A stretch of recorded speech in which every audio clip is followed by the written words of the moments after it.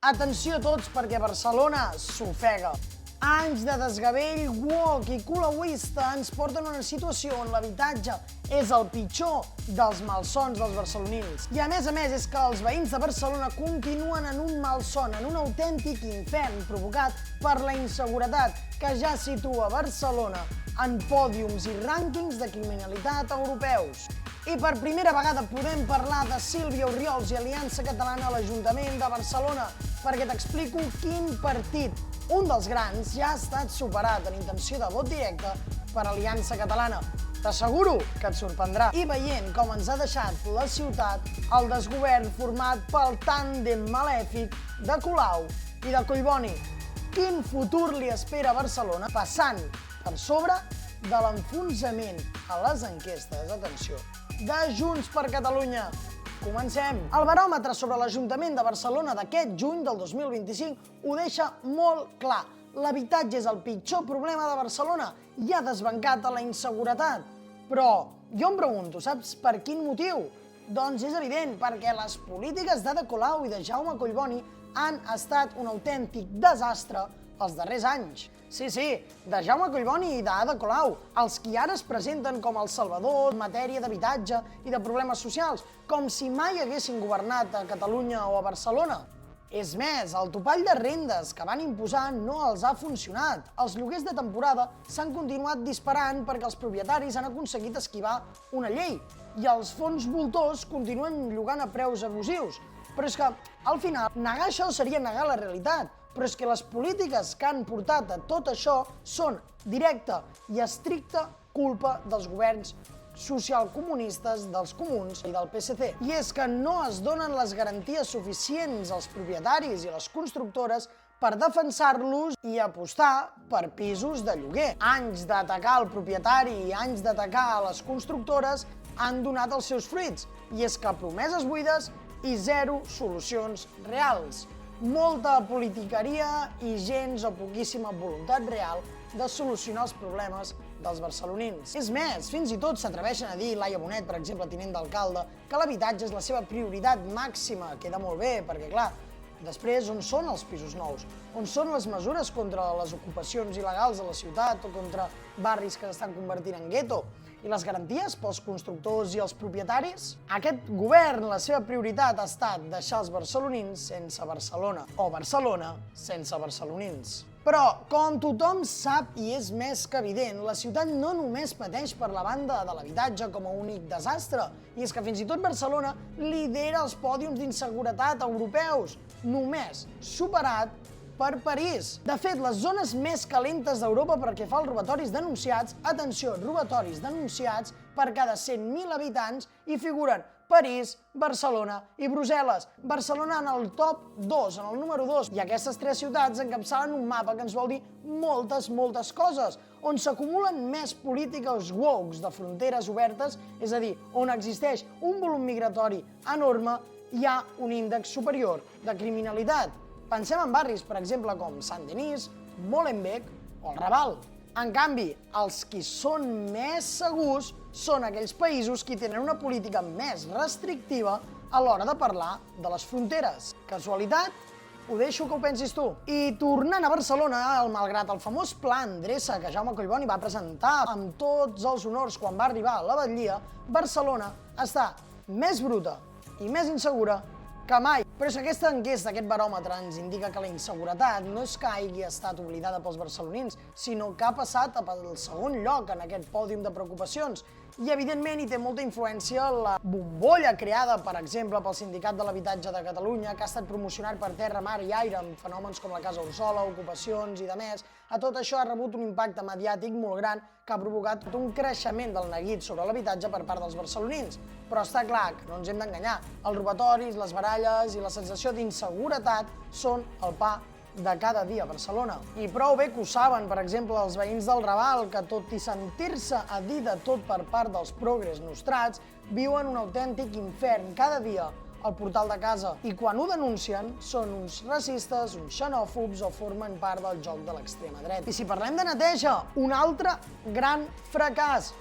carrers plens de brutícia i escombraries desbordades. I el turisme ha aparegut en el tercer lloc en el rànquing. Es duplica la preocupació per la massificació turística de Barcelona. I és que raó no els hi falta amb els barcelonins. La Rambla cada dia és més un parc temàtic i cada vegada més tercermunditzada i més espanyola.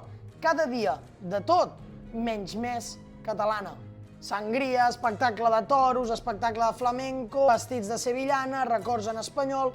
Tot, cada dia, forma part d'una estratègia molt ben orquestrada per part dels comuns i dels socialistes per fer de Barcelona la segona ciutat espanyola. I ara et demano una cosa, creus que Barcelona està pitjor que mai o que voldríeu tornar a la Barcelona, aquella Barcelona que tots recordeu, neta, segura, de fa uns anys? Com sempre, obrim debat, els comentaris. Però amb tot aquest repàs que hem fet i amb aquesta situació que tenim a Barcelona, ens plantegem què passaria si avui hi haguessin eleccions? Si avui hi haguessin eleccions, el Partit Socialista de Catalunya, encapçalat per l'alcalde Jaume Collboni, guanyaria amb un 16,1 d'intenció de vot, segons el baròmetre, evidentment. Com pot ser això si ha enfonsat la ciutat? Creieu que la baixada hauria de ser molt més forta?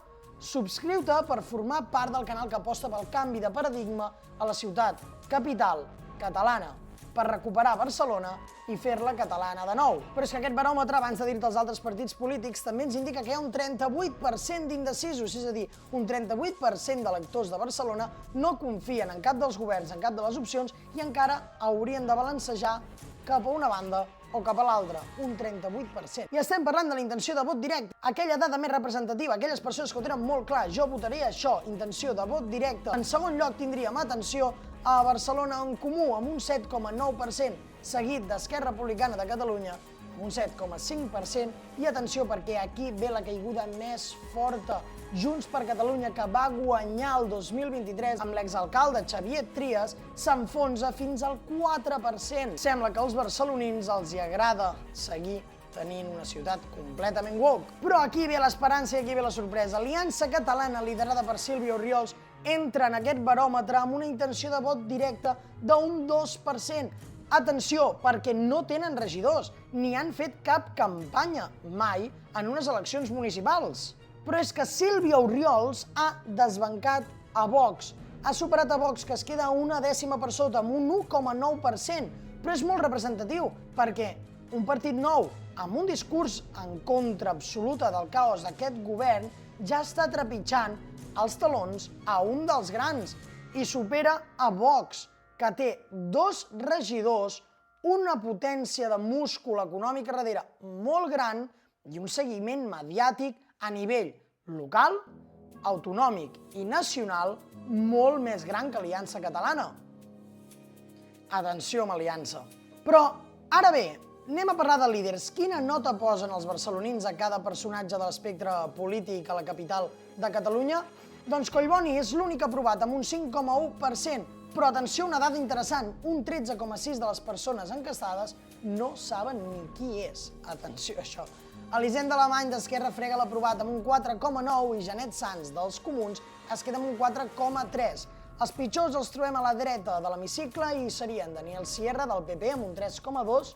Recordem, gràcies a Daniel Sierra del PP, Collboni està a l'Ajuntament de Barcelona com a alcalde, posem-ho tot sobre la taula, i Gonzalo de Oro de Vox amb un 2,3%. Poca gent el coneix. Aquí no tenim una dada sobre qualsevol líder d'Aliança Catalana perquè encara no s'ha presentat un candidat oficial del partit d'Orriols a Barcelona, però tenim una piulada del representant del barcelonès que ha piulat a X, Jordi Amela, que quan encara Aliança Catalana no ha presentat candidatura oficial per a les municipals de Barcelona, el partit ja emergeix com una alternativa real al consistori. Falten 2 anys i la feina humil però constant comença a donar els seus fruits. És la prova que aquesta lluita no va de personalisme, sinó d'un projecte. El seny i l'ordre són la columna vertebral i només sobre aquests fonaments sòlids podem aspirar a conquerir la llibertat individual i col·lectiva. Estem preparats. Les intencions d'Aliança Catalana són clares i ja veieu que el partit de Ripoll segueix sent imparable amb la seva expansió pel Principat, fins i tot conquerint el cap i Casal. No ens ha d'estranyar que Aliança Catalana aposti per Barcelona, ja que es va quedar a uns pocs milers de vots d'aconseguir la representació parlamentària per aquesta circumscripció, cosa que hagués duplicat o triplicat la seva presència a la cambra catalana. Aliança Catalana es va quedar a uns 2.000 vots aproximadament d'aconseguir fins a 3 diputats per la circumscripció de Barcelona. Els qui seguiu el mundillo polític sabeu que 3.000 vots, en termes electorals, és mínim. Però sí que és veritat que ens queda aquesta mala notícia en aquest vídeo, és que malgrat el desastre de l'habitatge, de la inseguretat, de la brutícia, doncs el PSC de Collboni lidera la intenció de vots amb un 16,1. Jo m'ho pregunto una altra vegada, perquè com pot ser que aquest govern, amb tot el que atravessen els socialistes a nivell nacional, amb el cas Koldo, Ábalos, Cerdán i la situació insostenible de la ciutat, continuïn liderant la intenció de vot? Estem colonitzats del tot? O per què tenim un 38% d'indecisos que ho decidiran tot el 2027? Està clar també que les alternatives a Barcelona són atacades amb violència per part de l'extrema esquerra, com en aquest vídeo que us parlàvem dels atacs que pateix Aliança Catalana i específicament un de molt greu al barri de les Corts, a Barcelona, on un militant d'Aliança Catalana va ser hagut de traslladar a l'hospital d'urgència després d'un atac molt violent de persones de la CUP contra una carpa informativa d'Aliança Catalana. I és que els molesta molt que l'establishment comenci a tremolar. Tot això i molt més ja ho sabeu dia a dia al portal web de xcatalunya.cat. Fins aquí i fins aviat.